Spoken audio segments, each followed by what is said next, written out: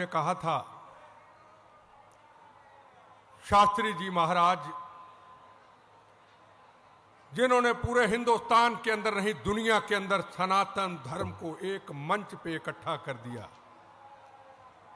और आज का दिन वो ऐतिहासिक दिन जहां शंकराचार्य जी महाराज महापुरुष संत हमारे महाराज आज यहां बालाजी के यहां पे हैं, आप सबको आशीर्वाद देने के लिए।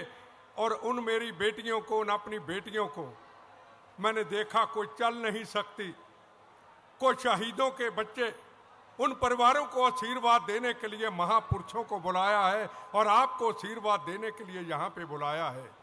मैं ज़्यादा समय नहीं लेना चाहूँगा क्योंकि महापुरुष सब ने बोलना है।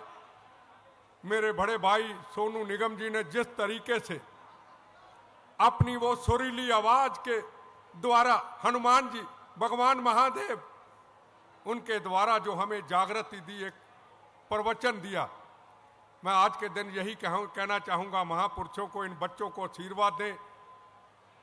कितनी बच्चियों को आज शास्त्री जी महाराज ने अडॉप्ट किया है और इस तरीके से कार्यक्रम किया है जैसे अपने घर में बच्चियों और बहनों का करते हैं, फर्क नहीं है, ये हमने सबने देखा है।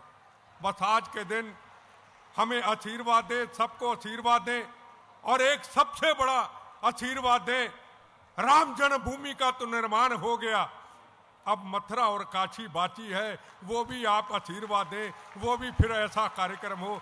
जय महादेव, जय श्री राम।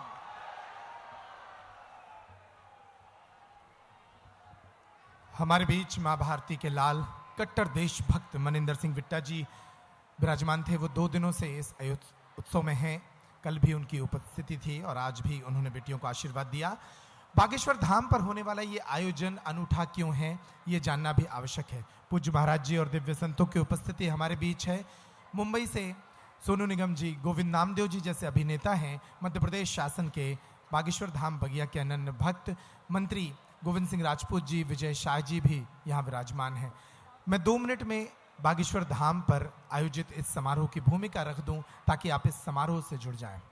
पूज्य महाराज श्री ने 5 वर्ष पहले यह संकल्प लिया था कि मंदिर की दान पेटी से हम गरीब, असहाय, वंचित और बेसहारा बेटियों के विवाह करेंगे। ये 5वां आयोजन है और इस वर्ष 156 बेटियों के विवाह यहाँ से किए जा रहे हैं।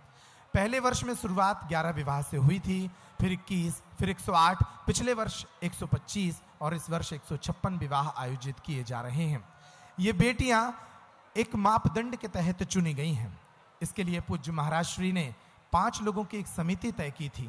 लगभग 2000 लोगों ने यहाँ पर विवाह के लिए आवेदन किए थे। उनके पंजीयन के उपरांत 5 लोगों की समिति ने उन 2000 घरों में जाकर इन बेटियों की आर्थिक सामाजिक परिस्थिति को जांचा। 2000 किलोमीटर की यात्रा उस समिति ने की, तब इन बेटियों का चयन हुआ। आपको जानकर अच्छा लगेगा कि ये उन बेटियां का विवाह समारोह है जिनमें आर्थिक और सामाजिक रूप से अनेक परेशानियां थीं।